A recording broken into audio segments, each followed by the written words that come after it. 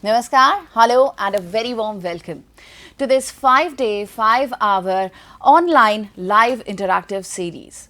I'm Tanvi Khurana और इससे पहले कि मैं आपको बताऊं ये सीरीज़ क्या है, इसका विषय क्या है, आज हम किस बारे में बात कर रहे हैं, थोड़ा सा जानते हैं बच्चों के बारे में। अगर हम बच्चों की बात करें, बच्चों के स्वास्थ्य के बारे में बात करें तो उनका पोषण होना बहुत ज़रूरी है, क्योंकि बच्चे देश का भविष्य है।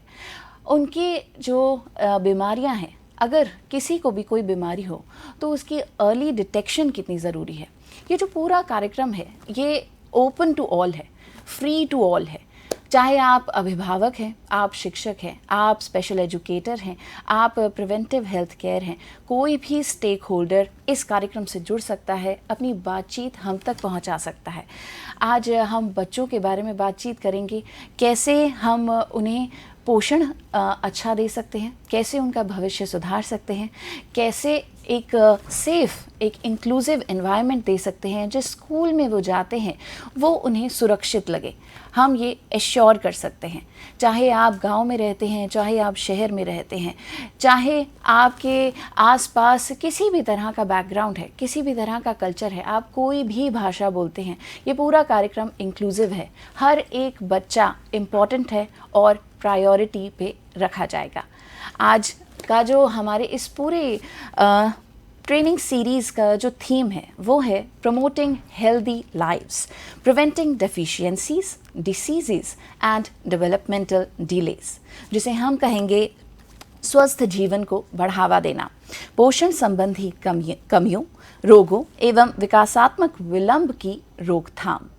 आज हम इस बारे में बात करेंगे। 5 दिन की ये ऑनलाइन सीरीज़ है। हर दिन हम एक नया टॉपिक आप सभी के लिए लेकर आएंगे, जिससे आप जुड़ सकते हैं, अपने प्रश्न हम तक पहुंचा सकते हैं, और अगर आप कोई भी जानकारी ऐसी है जो आप हमसे साझा करना चाहें, वो भी आप हम तक पहुंचा सकते हैं। कैसे पहुंचा सकते हैं, हम आपको पूरी जानकारी देंगे। इस कार्यक्रम के एंड में हम आपको वेबसाइट पर भी बताएंगे कि आपको एक दीक्षा कोर्स का लिंक भी पहुंचाया जाएगा 31 अगस्त को, और उसके माध्यम से आप हमसे जुड़ सकते हैं, रजिस्टर कर सकते हैं। चाहे तो दीक्षा ऐप का आप ऐप भी डाउनलोड कर सकते हैं, या तो वेबसाइट पे भी ऑपरेट कर सकते हैं। और अगर आप ये 5 मॉड्यूल्स देखते हैं और उसकी असेसमेंट को भी अटेम्प्ट करते हैं, एक क्विज़ दिया जाएगा। अगर उसमें आप 70% से अधिक अंक लेकर आते हैं तो आपको एक सर्टिफिकेट भी दिया जाएगा, पार्टिसिपेशन सर्टिफिकेट, जिसे आप डाउनलोड भी कर सकते हैं। This is going to be a very important, a very relevant conversation in today's times. So we are going to talk about today understanding child growth, development deficiencies, diseases and developmental delays। जी हाँ, हम बातचीत करने वाले हैं इस important topic पर, चाहे वो बच्चों के विकास पर हो, चाहे वो बीमारियों पर हो, या फिर डेवलपमेंटल डिलेज यानी विकासात्मक विलंब की रोकथाम पर हो। आप आज से लेकर 21 अगस्त तक, यानी 17 अगस्त से लेकर 21 अगस्त तक हमें हर रोज़ इसी समय पर देखेंगे। 12:45 से लेकर 1:45 तक हम यहाँ मौजूद होंगे। बहुत सारी बातचीत होगी, हमारे साथ 2 मेहमान मौजूद होंगे, और आपके प्रश्नों का उत्तर भी दिया जाएगा इसी कार्यक्रम के दौरान। If you want to get in touch with us, either you can call us on our number, which is 8800440559. If you want to email us, the email ID is dai.ie@ciet.nic.in. At this moment, you're watching us on our YouTube handles as well, which is NCERT Official and NCERT Events. In the channels, you can write down your questions, your queries in the live chat box, and we'll definitely take them up. And you're also watching us on our special PM eVidya channel number 31. This is ISL channel number 31, and the link of this program will also be uploaded on the website. So if in case you miss watching this particular program live, then you can watch it anytime you want. All you need is an internet connection and some time of yours. So we have 2 experts, and we also have 2 sign language interpreters with us. Let me firstly please introduce you to our sign language interpreters. आप इस वक्त अपनी screen पर देख सकते हैं हमारे साथ हैं अनुष्का और साथ ही हैं हमारे साथ सोनल। इन दोनों ही इंटरप्रेटर्स का हम स्वागत कर सकते हैं और आप इस वक्त अनुष्का को अपनी स्क्रीन पर देख रहे हैं। थोड़ी देर में सोनल भी इस कार्यक्रम को हमारे साथ ज्वाइन करेंगी। दोनों ही पूरी बातचीत को साइन लैंग्वेज के माध्यम से आप तक पहुंचाएंगे, जो बहुत इम्पॉर्टेंट है क्योंकि हम चाहते हैं हर एक बच्चा इस कार्यक्रम को देख सके, आप इसे देख सकें, समझ सकें और कोई भी बातचीत आपसे छूट ना जाए। इस कार्यक्रम में हम बातचीत करेंगे अपने गेस्ट से भी, तो चलिए आपका परिचय करवाएंगे हमारे आज के दो मेहमानों से। हमारे साथ हैं डॉक्टर अलका माथुर। स्वागत है मैम आपका। Thank you. मैम है former chief medical officer SAG यानी कि senior administrative grade, department of paediatrics, Hindu Rao hospital, New Delhi से। And we also have another guest with us and she is doctor Siddhi Sood. Ma'am, a very warm welcome. Thank you, Tanvi. Ma'am is an assistant professor from Department of Education of Groups with Special Needs, NCERT, New Delhi itself. So I welcome both of you once again in this conversation. So without further ado, let's begin with this conversation. हमारे पास है बहुत सारी बातें आप तक पहुंचाने के लिए, मेरे पास हैं बहुत सारे सवाल और मैम से हम पूछेंगे उनके जवाब। तो चलिए इस बातचीत को शुरू करते हैं और समझने की कोशिश करते हैं सबसे पहले अलका मैम से। Ma'am, we are talking about a child's growth here and when we say growth, we would like to understand what exactly is growth and also development. और अगर किसी भी चाइल्ड की ग्रोथ और डेवलपमेंट को प्रोग्रेस करते हुए देखना है, समझना है कि क्या वो सही प्रोग्रेस कर रहा है, एक पेरेंट, एक टीचर अगर उसे रिकग्नाइज कर सके तो उसका प्रोसेस क्या होगा, थोड़ा सा समझाना चाहेंगी? Okay. Actually, growth it refers to a measurable physical change in the body. Like increase in weight, height and body size, and it can be measured by measuring weight and height at regular intervals, and we have to monitor how the child is growing, so that will be assessed whether the child is growing appropriately for their age or not. So we have to this is a quantitative parameters. We exactly measure at particular time what is the weight of the child and what is the height of the child, and these parameters can be plotted on these graphs, and then by plotting on the graphs we can see how the child is growing. आपको इसमें बहुत सारी लाइनें दिख रही हैं, तो it is important कि सीरियल रिकॉर्ड के बाद में जब हम उनको ज्वाइन करते हैं तो वो लाइनें उस पर्टिकुलर लाइन के किसी लाइन के पैरेलल जा रही हैं, क्योंकि हो सकता है एक बच्चे का वज़न शुरू में बहुत कम हो, तो हम वो अपने हिसाब से कैसे ग्रो कर रहा है, that is important. And child's, ये जो चार्ट्स हैं ये डिफरेंट हैं बॉयज़ एंड गर्ल्स के लिए, और ये 5 साल तक का डाटा जो है वो WHO के हिसाब से लिया है, और बाद में IAP की अपनी स्टडीज़, IAP मतलब इंडियन अकेडमी ऑफ पीडियाट्रिक्स ने ये चार्ट्स बनाए हैं, तो उनको हम उस पर प्लॉट करके देख सकते हैं कि चाइल्ड ग्रो कर रहा है या नहीं। मतलब अगर कोई बच्चा बिल्कुल ग्रीन लाइन पे है तो वो अगर उससे नीचे तो नहीं जा रहा। इसको समझने के लिए जैसे अगर मान लीजिए वो उसको ग्रोथ चार्ट पे नेक्स्ट ऊपर बढ़ रहा है, उसके पैरेलल बढ़ रहा है, तो इट इज़ गुड, पर या उसकी ग्रोथ स्टेशनरी हो गई है, सेम ही लेवल पे रह रही है, तो वो थोड़ा सा डेंजरस है, क्यों नहीं बढ़ रहा। और अगर वो नीचे जा रहा है तो वो और ज़्यादा डेंजरस है। तो उस तरह से हम उस ग्राफ को देखकर हम समझ सकते हैं। तो ये ओवर द पीरियड हमको असेस करना पड़ेगा। On the other hand, what is development? Development means improvement and maturity of body functions and skills that helps a person work effectively. उसकी skills कैसे? पहले बच्चा पैदा होता है तो बोलता नहीं है, धीरे धीरे बोलना सीखता है, लैंग्वेज समझता है, इस तरह से। तो ये कंटिन्यूस प्रोसेस है, और जो डेवलपमेंट को हम असेस करते हैं वो डिफरेंट डोमेन्स में करते हैं कि फिज़िकल एंड मोटर, चलना शुरू करता है, cognitive, speech and language, social and emotional behaviour, तो बच्चा कैसे ये सब चीज़ें धीरे धीरे एक्वायर करता है। और इम्पॉर्टेंट है कि ये कैसे इनको मेजर करते हैं। We have developmental milestones. Developmental milestones क्या है कि एक बच्चा किस एज में ये चीज़ कर लेता है, ये हम सबको पता है। तो एग्जैक्टली हम घर में 2 बच्चे नॉर्मली भी ग्रो कर रहे हैं, तो एक बच्चा कोई चीज़ 5 महीने में करता है, दूसरा वो 6 महीने में करता है या 4 महीने में करता है, तो थोड़ी सी वेरिएशन होती है।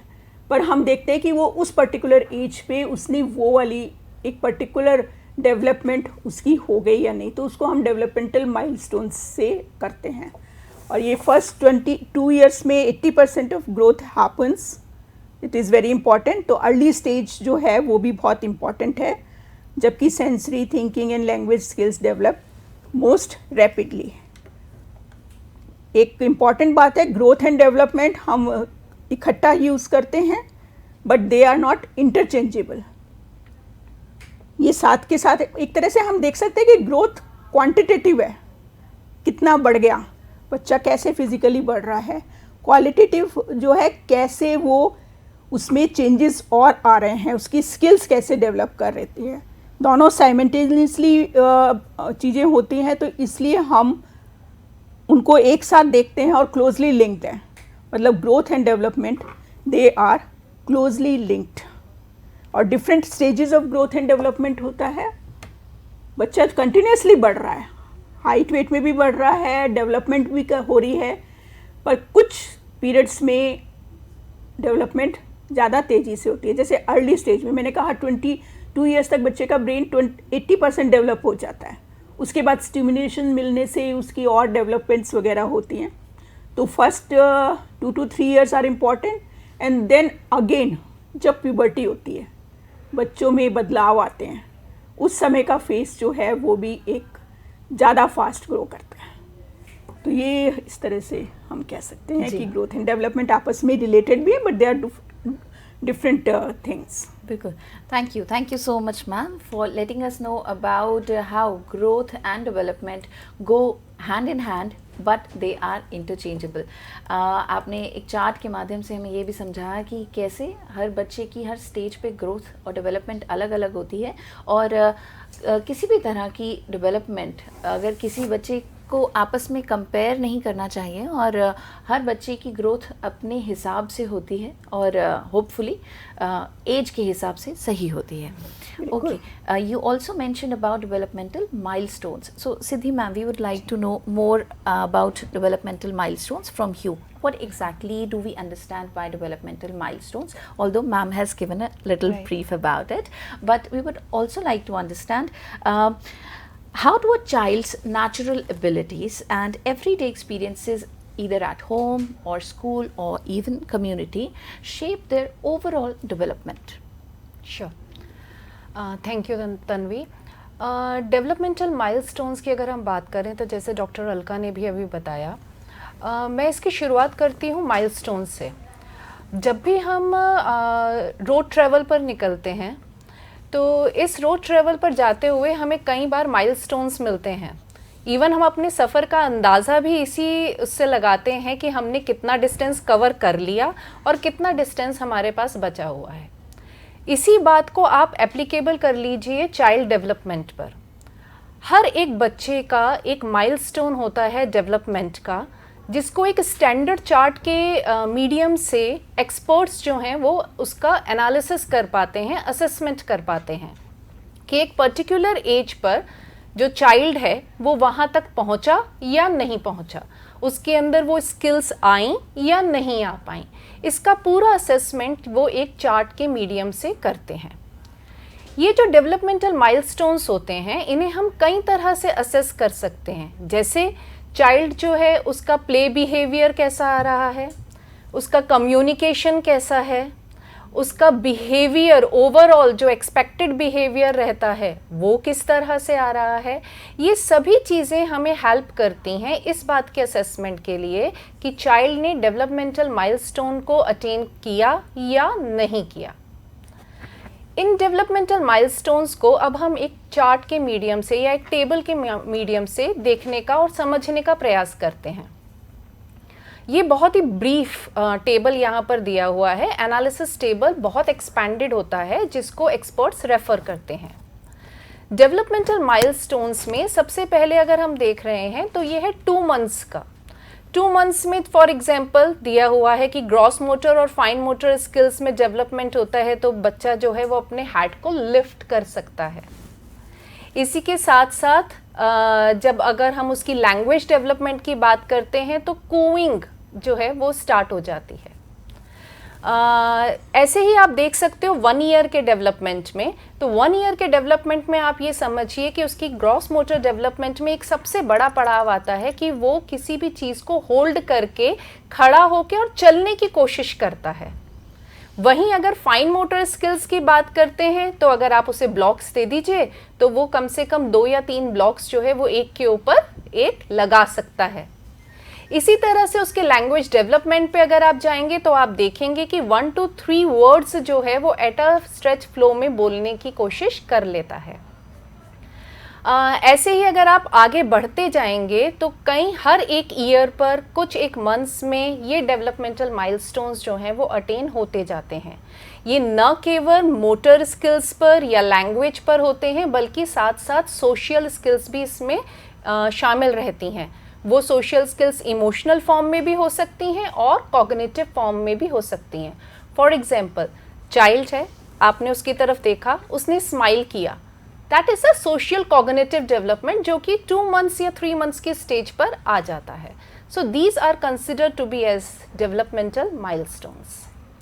Thank you so much, ma'am, for showing us this graph and giving us details about month-wise differentiation of the stages of a child's growth and development. I have another question for you as well regarding the same. Okay. जब हम इस growth chart को देखते हैं तो ma'am क्या आप बताना चाहेंगी, अगर किसी बच्चे की ये इन एज पर ये स्किल्स डेवलप नहीं हो पा रही हैं तो क्या उसके कारण कौन कौन से हो सकते हैं? एंड सेकेंडली, अगर किसी शिक्षक को या फिर अभिभावक को ये मेक श्योर करना हो कि समय पर वो बच्चा इन पढ़ावों पर पहुँचे और उनको उनके वो जो स्किल्स हैं वो सही वक्त पर डेवलप हो, तो ऐसा उन्हें नोटिस करना हो और कुछ ऐसे कारण हो कि नहीं हो पा रहा है, तो वो कैसे पता करेंगे? जी, फैक्टर्स इन्फ्लुएंसिंग डेवलपमेंट जो हैं ये ना केवल ये जानने के लिए ज़रूरी होते हैं कि क्या डेवलप नहीं हो पाया, बल्कि ये जानने के भी ज़रूरी होते हैं कि क्या क्या डेवलप हो गया है। एक ब्रॉडर कैटेगरी में अगर हम देखते हैं तो आम तौर पर इसे डिवाइड किया जाता है जेनेटिक्स एंड एनवायरमेंटल, या कहा जाए बायोलॉजिकल या एनवायरमेंटल सिचुएशंस। लेकिन यहाँ पर मैं और ब्रॉडर कैटेगरी पर लेकर जाती हूँ और हम बात करेंगे फैक्टर वो जो है नेचर की और नर्चर की। स्टार्ट करते हैं नेचर से। नेचर के अंदर जो फैक्टर्स हमारे शामिल होते हैं उनमें होता है genetics, hormones, neurological factors and health and disability factors. Genetics का एक एग्जाम्पल्स देखते हैं। बहुत कॉमन एग्जाम्पल्स होते हैं। वेन एवर हम we look at a child तो हम उसको कंपेयर करते हैं कि उसके फीचर्स किस पर गए हैं। ईदर ऑफ द पेरेंट्स पर होते हैं, कई बार ग्रैंड पेरेंट्स से भी कंपेयर करते हैं, जैसे hair texture, eye colour, complexion, ये सभी चीज़ें जेनेटिक फैक्टर का हिस्सा होती हैं। सेकेंड बात पर आते हैं हार्मोन्स। बहुत ज़्यादा अगर हम देखें तो एक हम हार्मोन्स चेंजेस का बहुत बड़ा रोल देखते हैं, वो होता है एडोलेसेंट स्टेज पर इसके अलावा भी हार्मोन्स का बहुत बड़ा रोल जो है वो डेवलपमेंट में होता है। खास करके एक एग्जांपल मैं देती हूँ, thyroxine hormone. Thyroxine hormone responsible है हमारे थायराइड ग्लैंड के एब्सोल्यूट डेवलपमेंट के लिए। अगर इस हार्मोन में थोड़ा सा भी डिसबैलेंस होता है तो ये सीधा हमारे बॉडी के मेटाबॉलिज्म रेट पर असर डालता है और इसके साथ साथ ब्रेन डेवलपमेंट पर भी असर डालता है। इसका एक प्रिकॉशन के लिए भी ये कहा जाता है कि जब भी कंसीव्ड स्टेज पर होते हैं तो हमें कुछ टेस्ट कराने चाहिए जिससे ये पता चल सके कि क्या इस तरह का डेवलपमेंटल डिले होने के चांसेस तो नहीं है. So this will be a preventive stage. Another factor is neurological factors.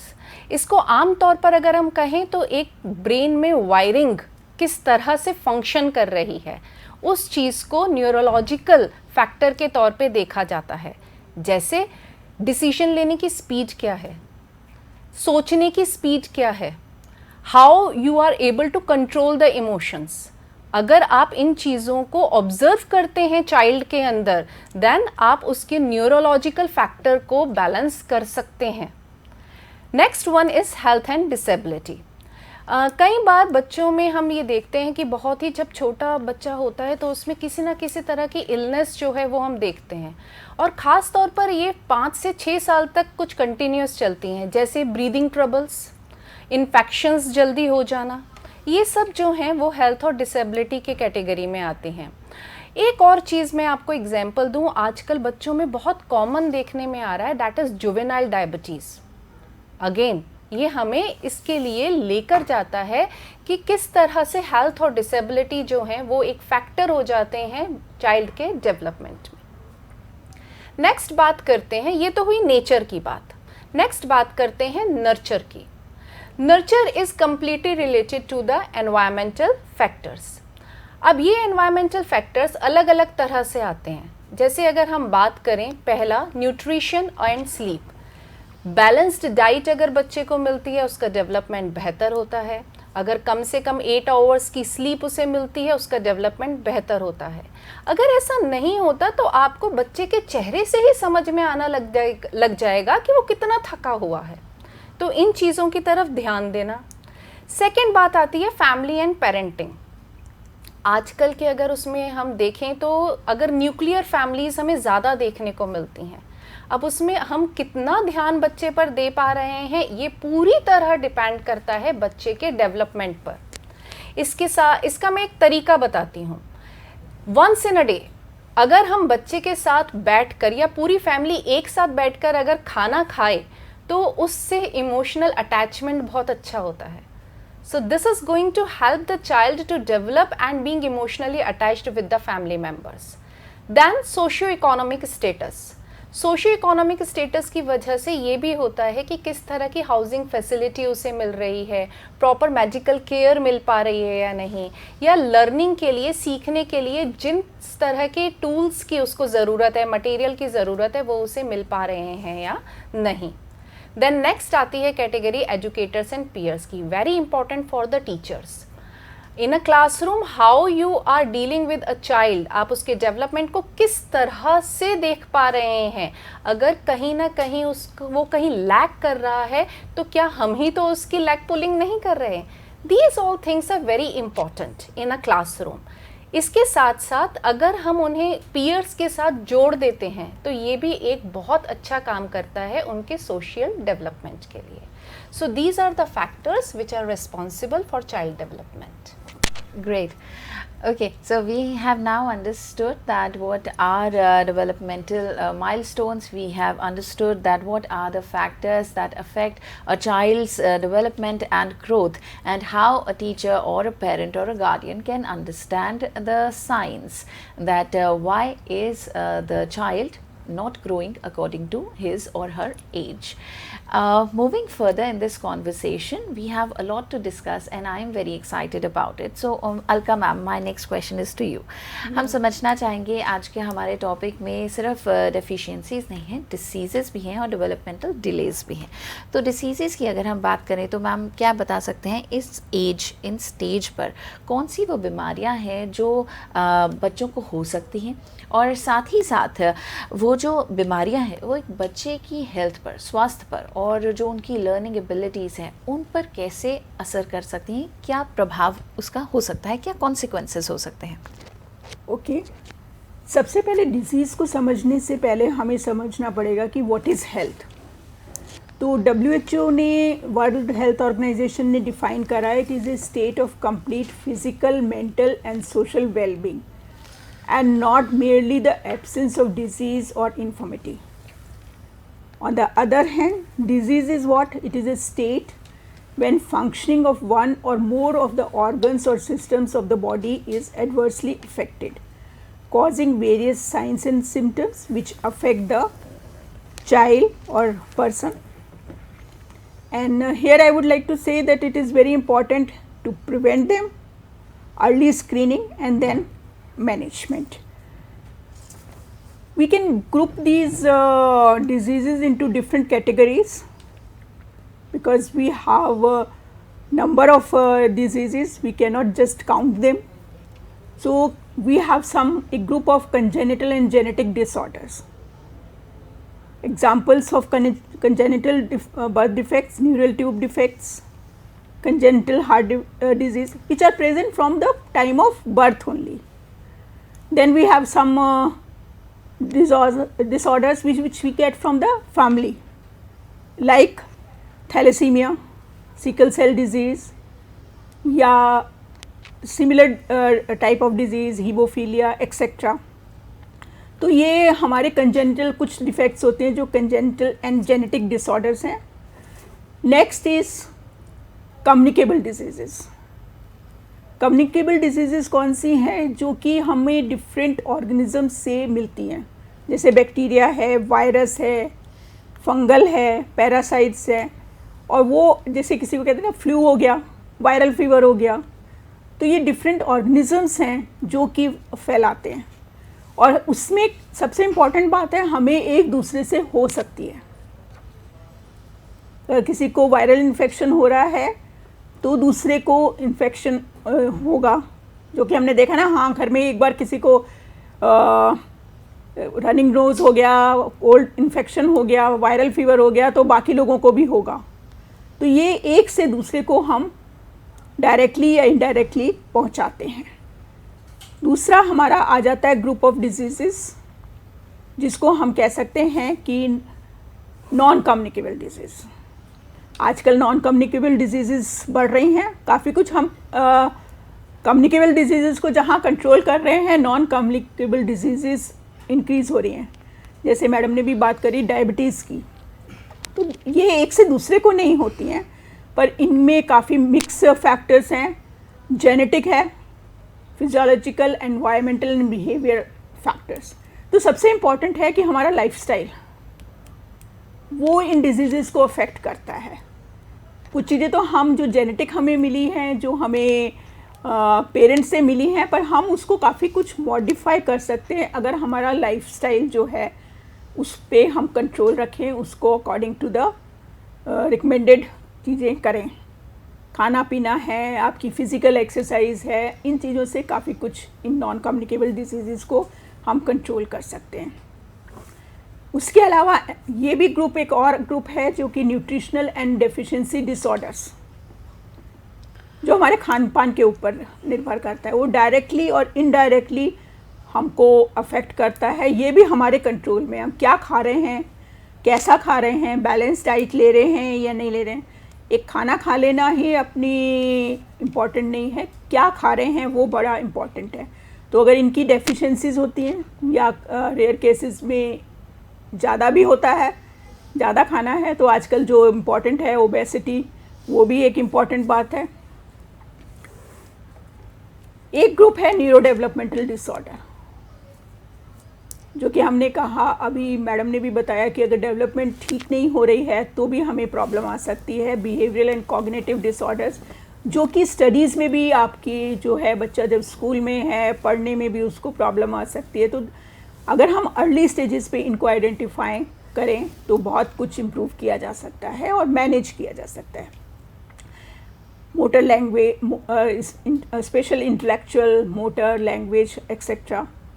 जैसे हमारा है ऑटिज़म का वर्ड आप लोगों ने आजकल काफ़ी सुना होगा, क्योंकि हम ज़्यादा आइडेंटिफाई कर पा रहे हैं और अर्ली इंटरवेंशन से काफ़ी कुछ इम्प्रूवमेंट हो सकता है, मैनेज करना बेटर होता है. ऑटिज़म है, ADHD है, attention deficient hyper active disorder, जिसको हम जनरली कह देते हैं कि बच्चा ध्यान ही नहीं देता, पर लेकिन कहीं ना कहीं उसकी कुछ ना कुछ समस्या है और उसको हमें डिफरेंट तरीके से मैनेज करना होता है। जी मैम, आपने हमें बहुत सारी डिसीज़ेस के बारे में इन्फॉर्म किया, चाहे वो कम्युनिकेबल हो, चाहे वो नॉन कम्युनिकेबल हो, चाहे वो न्यूट्रिशन से रिलेटेड हो, चाहे वो न्यूरो से रिलेटेड हो। और जैसा कि आपने बताया कि अभी थोड़ी अवेयरनेस हो गई है तो हम अर्ली साइन से इंटरवेंशन भी कर सकते हैं। तो इसी से न्यूट्रिशन से जुड़ा एक और शब्द है हमारे पास, मैल न्यूट्रिशन। क्या आप बताना चाहेंगी मैल न्यूट्रिशन यानी कि कुपोषण क्या होता है, और साथ ही साथ जो न्यूट्रिशनल डेफिशिएंसीज होती हैं जिस पे आपने अभी थोड़ा सा टच किया, हम उसके बारे में थोड़ा सा और जानना चाहेंगे कि वो किस तरह की डेफिशिएंसीज होती हैं, और वो भी साथ ही साथ एक बच्चे की एज, ग्रोथ, डेवलपमेंट को और उनकी लर्निंग एबिलिटीज़ को किस तरह से असर कर सकती हैं। बिल्कुल, बहुत इम्पॉर्टेंट बात है कि हम समझें मेल न्यूट्रिशन क्या है। एक तो मेल न्यूट्रिशन में हमें ये समझना बहुत ज़रूरी है कि ये खाली कमी नहीं है, खाली कई अधिकतर हमारे देखते हैं कि भाई हाँ उसके पास उसको कम मिला है खाने के लिए। अंडर न्यूट्रिशन को और मेल न्यूट्रिशन को हम एक साथ समझ लेते हैं। तो हमें ये समझना है कि डेफिशिएंसीज, एक्सेसेस और इम्बैलेंस जो है वो लीड्स टू मेल न्यूट्रिशन। और अगर हम इसको ग्रुप करें मेल न्यूट्रिशन को, एक तो है अंडर न्यूट्रिशन, जब कम मिल रहा है, मेनली प्रोटीन और कैलोरीज कम मिल रही हैं, प्रोटीन बहुत इंपॉर्टेंट है, तो वो अंडर न्यूट्रिशन होता है। Then we may have specific nutritional deficiencies. इसमें एक इम्पॉर्टेंट बात क्या है कि कुछ जैसे मान लीजिए कि बच्चे का वेट भी अच्छा है, लेंथ हाइट भी अच्छी है, पर आयरन की कमी है और उसकी वजह से एनीमिया हो गया, तो वो भी हम एक मेल न्यूट्रिशन ही है। और तीसरी बात है जो कि आजकल अगेन बहुत बढ़ रहा है और हम उसको फेस कर रहे हैं, which is a we can say कि न्यूट्रिशन से related as well as lifestyle related, directly और इनडायरेक्टली, ओवरवेट एंड ओबेसिटी, ये भी बहुत इंपॉर्टेंट है। और आजकल के बच्चों में हम देख रहे हैं, और धीरे धीरे India at present is suffering from all these three things. तो हम इसको कई बार यूज़ करते हैं कि अंडर न्यूट्रिशन है, ओवर न्यूट्रिशन है, तो burden, double burden of male nutrition है।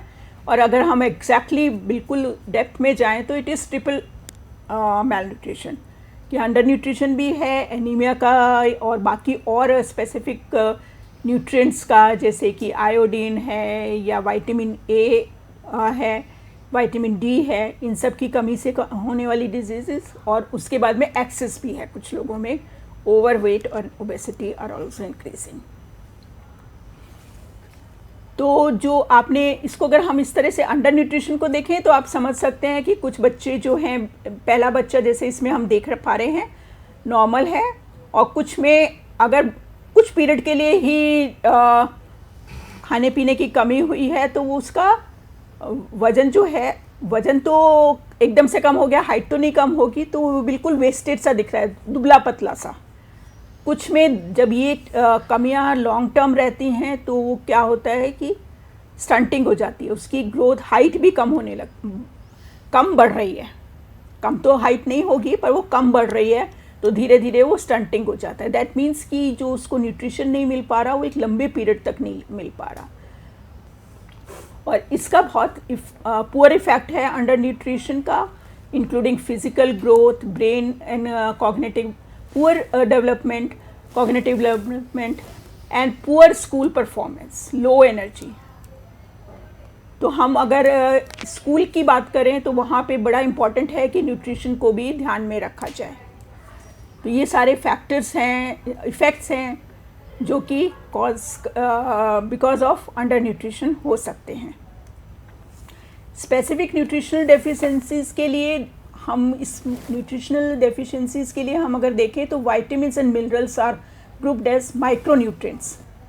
13 विटामिन्स हैं, 16 मिनरल्स हैं जो कि बॉडी के लिए स्पेसिफिक इम्पॉर्टेंट हैं, और उनकी deficiencies can lead to serious health issues. Even mother में अगर है एनीमिया तो बच्चे को नेक्स्ट जनरेशन में भी फ़र्क पड़ता है, या फॉलिक एसिड की डेफिशिएंसी है तो न्यूरल ट्यूब डिफेक्ट्स, जो भी इनको आप ऐसे समझ सकते हैं कि कई बार देखा है कि पीछे की तरफ एक फोड़ा सा होता है स्पाइन में, या ब्रेन में डिफेक्ट्स होते हैं, तो बिकॉज ऑफ डेफिशिएंसीज ये पास ऑन भी हो जाते हैं डिफेक्ट्स। तो ये सारा हम इनको देख सकते हैं। और अगर हम अलग अलग देखें तो iron, folic acid, vitamin B12, vitamin A, vitamin D, iodine. इसीलिए आयोडीन से वाला सॉल्ट के लिए हम रिकमेंड करते हैं कि आयोडीन सॉल्ट, आयोडाइज सॉल्ट लीजिए। जिंक है, विटामिन K है, विटामिन C।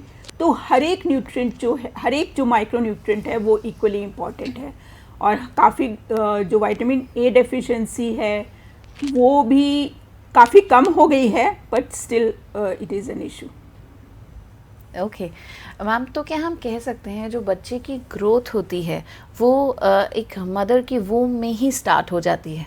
बिल्कुल बिल्कुल। और अगर एक मदर को कोई भी डेफिशिएंसी है, चाहे वो विटामिन B12 की हो या जिंक की हो या फिर आयरन की हो, तो अगर वो उसी वक्त कुछ मेडिकेशन ले लें, कुछ उसे प्रिवेंट कर दे, तो वो प्रॉब्लम बच्चे में नहीं आएगी। तन्वी, आपने बहुत इंपॉर्टेंट बात कही कि हमें मदर की, इसीलिए कहते हैं कि मदर की केयर करनी चाहिए, रादर एडोलेसेंट गर्ल्स से लेके नेक्स्ट जनरेशन के लिए हमें वहाँ से हमें केयर करनी है। क्योंकि अगर एडोलेसेंट गर्ल जो है वो एनीमिक है तो it will affect the next generation also. Okay, so that is very important. Intergenerational life cycle हम इसको बोलते हैं। और ये सब डेफिशिएंसीज के साथ तन्वी दूसरी तरफ हमारा इम्पॉर्टेंट बात है कि ओवरवेट और ओबेसिटी जिसकी मैंने बात करी वो भी बहुत ज़्यादा बढ़ रहा है। आजकल हम मोबाइल बहुत यूज़ करते हैं, बैठे बैठे मोबाइल के साथ में ही बच्चे को खिलाया जा रहा है या बच्चा बैठे स्क्रीन देख रहा है और वो खाना खा रहा है। Junk food very important. तो ओवरवेट और ओबेसिटी जो हैं वो दोनों भी बहुत इम्पॉर्टेंट है। और आप इसको इस तरह से समझ सकते हैं कि ओवरवेट अर्ली स्टेज है और ओबेसिटी नेक्स्ट स्टेज है। जैसे आपको ये ग्राफ दिख रहा है तो इसमें आप बहुत सारी लाइनें दिख रही हैं। तो जो पहले ऑरेंज एरिया दिखाया जा रहा है एरो से, अगर उसमें फॉल करता है बच्चे का BMI, which is another method to understand कि वेट और हाइट से ही कैलकुलेशन करके BMI होता है, निकलता है फॉर्मूले के साथ में। BMI के चार्ट्स इजीली अवेलेबल हैं आजकल, तो ऐप्स में भी अवेलेबल हैं।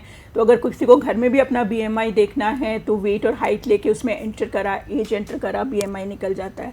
तो ये जो ऑरेंज वाला एरो है वो बता रहा है कि ओवरवेट है, हमें यहीं पे एक्शन लेना है। जो रेड वाला है वो तो एक बिल्कुल डेंजरस सिचुएशन हो गई। तो इस तरह से हम इन चीज़ों को समझ सकते हैं।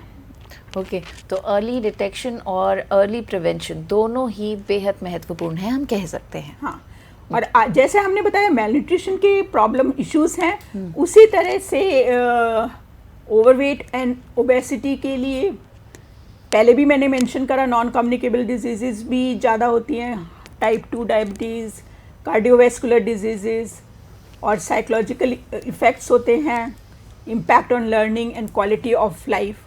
ये सारी चीज़ें जो हैं अफेक्ट करती हैं। जी ठीक है जी। और हमने अभी सभी दर्शकों यहाँ पर डिसीज़ेज़ की भी बात की है। अब आते हैं हम अपने नेक्स्ट टॉपिक पर, जो कि है डेवलपमेंटल डिलेज़। तो इसे भी थोड़ा सा समझने की कोशिश करते हैं कि डेवलपमेंटल डिलेज़ जब हम बोलते हैं तो उससे हम क्या समझते हैं। और साथ ही साथ अगर हम एक पेरेंट की बात करें, एक टीचर की बात करें, जिनके आसपास बच्चे रहते हैं, जिनके घर में बच्चे रहते हैं, स्कूल में बच्चे होते हैं, तो उन्हें अगर डिस्टिंग्विश करना हो, समझना हो कि एक बच्चे की जो ग्रोथ है वो सही जा रही है एज के अकॉर्डिंग, और एक बच्चे की ग्रोथ है जो सही नहीं जा रही है, तो इन दोनों में अगर समझना हो कि डिफरेंस क्या है, कैसे समझ पाएंगे, ये कितना आसान है, ये कितना मुश्किल है। चलिए पूछते हैं डॉक्टर सिद्धि सूद से। मैम, डेवलपमेंटल डिलेस की अगर हम बात करते हैं तो ये सीधे सीधे आप इसको कनेक्ट कर सकते हो डेवलपमेंटल चार्ट से। जब चार्ट आपके सामने होता है, B it a teacher, B it parents, B it any special educator या कोई भी हेल्थ केयर ऑफिशियल्स हों, पर्सन्स हों, अगर वो चार्ट सामने होता है तो हमारे लिए बहुत आसान हो जाता है ये देखना और ये समझना कि what is the pace of the development. हर एक चाइल्ड की अपनी खुद की एक स्पीड, एक पेस होती है डेवलप होने की। अगर ये स्पीड या ये जो पेस है वो बाकी जो हम उम्र बच्चे हैं उनसे अगर थोड़ी पीछे हो जाती है तो वो हो जाता है डेवलपमेंटल डिले। ये भी सही है कि ये जो स्पीड होती है या ये जो पेस होती है डेवलपमेंट की, ये अलग अलग होने की वजह से कई बार ऐसा होता है कि थोड़ा सा ऐसा हो जाता है जो वो पीछे लगने लगता है। लेकिन ये जानना और समझना बहुत ज़रूरी है कि जब तक आपको निरंतरता नहीं दिखती, कंसिस्टेंसी नहीं दिखती, तब तक आप उसे डेवलपमेंटल डिले नहीं कह सकते हैं। अगर किसी बच्चे में ये पेस ऑफ डेवलपमेंट जो है वो अगर लगातार कम है या पीछे हो रही है, हर एक माइलस्टोन पर वो पीछे हो रही है, तब हम उसे कहते हैं कि ये डेवलपमेंटल डिले की स्टेट है। अब इसके लिए भी कई सारे फैक्टर्स होते हैं, या हम ये कहें कि इसे हम कैटेगराइज कर सकते हैं कुछ टाइप्स में, जिससे हमें ये आसानी हो जाती है समझने में कि किस तरह का डेवलपमेंटल डिले हो रहा है। इस कैटेगराइजेशन में हम 4 ब्रॉड कैटेगरीज को देखेंगे, एक्सपर्ट्स को देखेंगे, बहुत सारी कैटेगरीज में भी उसे डिवाइड किया जाता है, पर हम 4 ब्रॉड कैटेगरीज में समझने की कोशिश करेंगे जिसे हम सभी स्टेक होल्डर्स ईजिली समझ सकते हैं। तो इसमें पहला डिले होता है cognitive delay, then physical and motor delay, और ऑब्जर्वेशन में आता है social, emotional and behavioural delays, या फिर हम ये कहें स्पीच एंड लैंग्वेज डिलेज।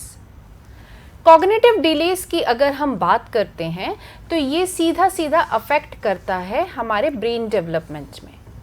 अगर ब्रेन का डेवलपमेंट जो है उसमें थोड़ी सी स्पीड कम हो गई है तो उससे कई तरह के जो कॉग्निटिव फैक्टर्स हैं उनमें भी डिले देखने को मिलता है।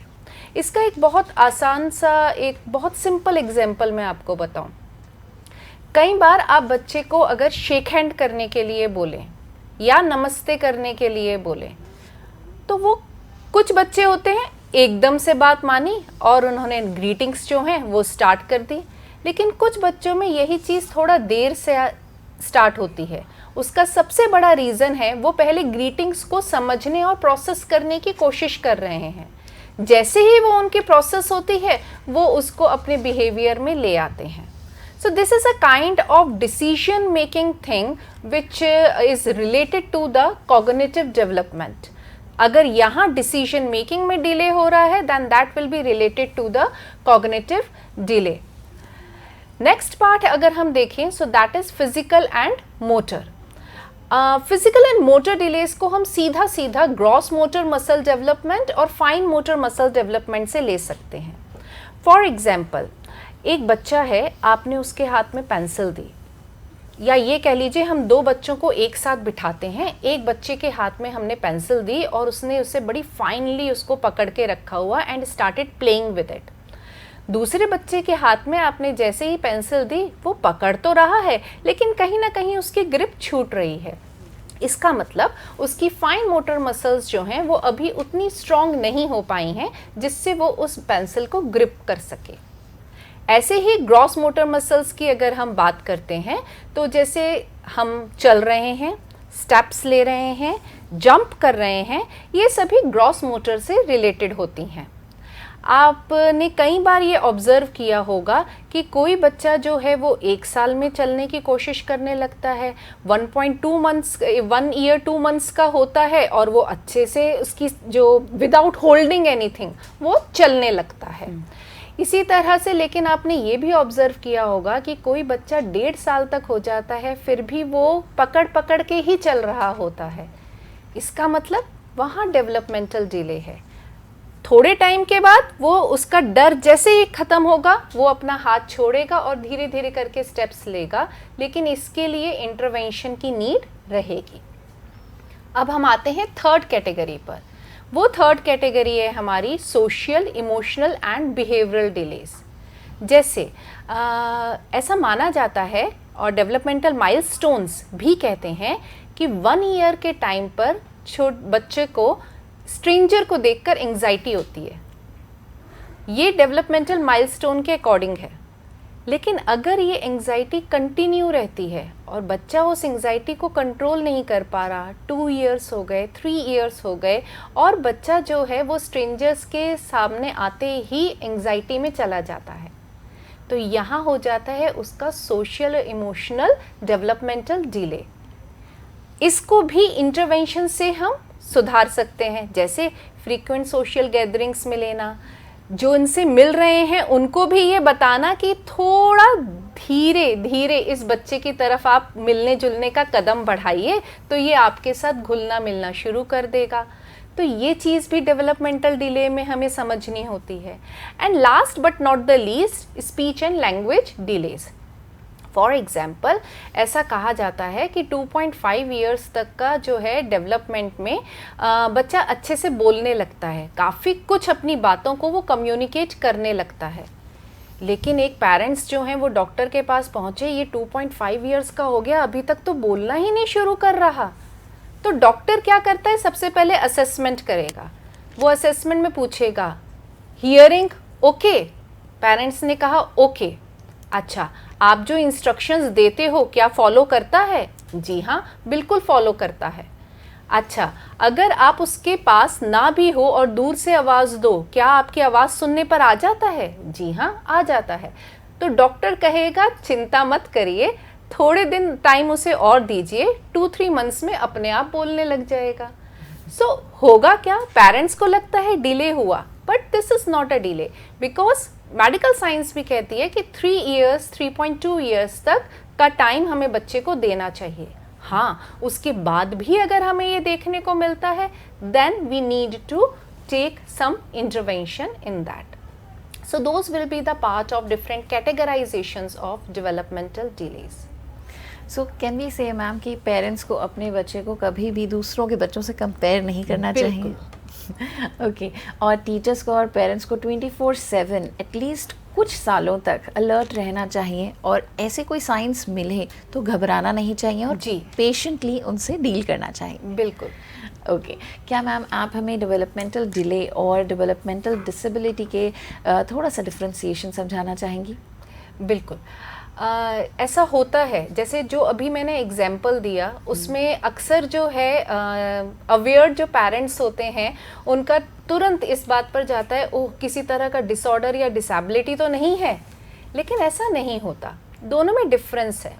डिले का मतलब होता है स्पीड कम है, आज नहीं तो कल डेवलपमेंट होगा, थोड़ा इंटरवेंशन की नीड रहती है, तो वो थोड़ा देर से चाइल्ड जो है वो उस डेवलपमेंट तक पहुंचता है.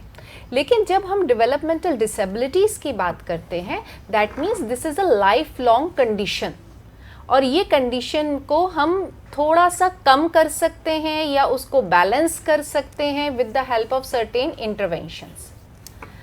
डेवलपमेंटल डिलेज जो हैं वो जैसे ही आप थोड़ा सपोर्ट उसे देते हैं चाइल्ड को, तो उसमें इम्प्रूवमेंट होने लगता है. डेवलपमेंटल डिसेबिलिटीज़ में हमें लगातार इन चीज़ों को या इस सपोर्ट को जाता है, और मोस्ट ऑफ द टाइम्स हमें मेडिकल सपोर्ट जो है उससे भी लेना होता है. देन अगर हम डेवलपमेंटल डिले की डायग्नोसिस की बात करते हैं, तो जो हमने बात करी डेवलपमेंटल माइलस्टोन्स की, उन माइलस्टोन्स के मीडियम से हम इसकी को डायग्नोस कर सकते हैं, आइडेंटिफाई कर सकते हैं. जबकि डेवलपमेंटल डिसेबिलिटीज़ के लिए एक बहुत ज़्यादा स्टेजेस जो हैं उसको ज़रूरत होती है. एग्जाम्पल्स के तौर पर देखें, delayed speech will be the part of the developmental delays. While if we talk about, ma'am ने जैसे कहा था, autism spectrum disorder, intellectual disabilities, cerebral palsy, specific learning disabilities, these will be considered under developmental disabilities. Okay तो ma'am इन चीज़ों को समझने के बाद, चाहे वो डेवलपमेंटल डिलेज हो, चाहे वो डेफिशिएंसीज हो, डिसीज़ हो, अगर हम कुछ पॉलिसीज़ की बात करें, कुछ स्कीम्स की, कुछ इनिशिएटिव्स की बात करें, तो भारत सरकार भी बच्चों के लिए बहुत कुछ करती है, हम जानते हैं. हम थोड़ा सा इन पॉलिसीज़ और इनिशिएटिव्स के बारे में जानना चाहेंगे कि भारत सरकार की वो कौन कौन सी पॉलिसीज़ हैं और वो क्या क्या एड्रेस करती हैं. जो डिलेज़ हैं, जो डेफिशिएंसीज हैं, डिसीज़ हैं, उन्हें प्रिवेंट करने के लिए और वो सिचुएशन आए ही ना, उसके लिए कौन कौन सी इनिशिएटिव्स लिए गए हैं भारत सरकार द्वारा. अलका मैम, आप हमें बताना चाहेंगे? बिल्कुल बिल्कुल. गवर्नमेंट जो है काफ़ी इनिशिएटिव ले रही है to decrease all these issues. और सबसे बड़ा प्रोग्राम है राष्ट्रीय बाल स्वास्थ्य कार्यक्रम RBSK 2। दूसरे प्रोग्राम्स इससे रिलेटेड भी हैं, इंटरलिंक्ड भी हैं। तो इस प्रोग्राम में जो कि 0 to 18 ईयर्स के लिए एज ग्रुप के लिए है, जिसको हम 4Ds कह सकते हैं, defects at birth, deficiencies, disease and developmental delays, इनको मेजरली कवर करते हैं। और ये कहाँ पे इनके को कैसे डील करने के लिए कहाँ हैं, हेल्थ फैसिलिटीज़ हैं, डिस्ट्रिक्ट अर्ली इंटरवेंशन सेंटर्स हैं, मोबाइल हेल्थ टीम्स हैं, जो कि इन चीज़ों को देखने के लिए हैं कि इनमें से कोई है। पर लेकिन उससे पहले हमें ये इम्पॉर्टेंट है कि हम आइडेंटिफाई कहाँ पे कर रहे हैं और कहाँ कौन कौन से डिफरेंट प्लेटफॉर्म्स हैं। तो इस RBSK स्कीम के लिए जो बच्चे हेल्थ फैसिलिटीज़ में बॉर्न होते हैं, उनके लिए तो डिलीवरी पॉइंट्स, जहाँ बच्चे हुए बर्थ टू 6 वीक्स तक, उनके लिए डिलीवरी पॉइंट्स जिस हॉस्पिटल में डिलीवर हुए। प्री स्कूल चिल्ड्रन के लिए 6 weeks to 6 years. Anganwadi centres हैं पूरे देश भर में, there is a network of anganwadi centres. तो वहाँ पे जो है उनकी न्यूट्रिशन का भी ध्यान रखता है, अर्ली डिटेक्शन ऑफ मेल और बाकी डिजीज़ के लिए भी देखा जाता है, और अर्ली लर्निंग के लिए भी इम्पॉर्टेंट है।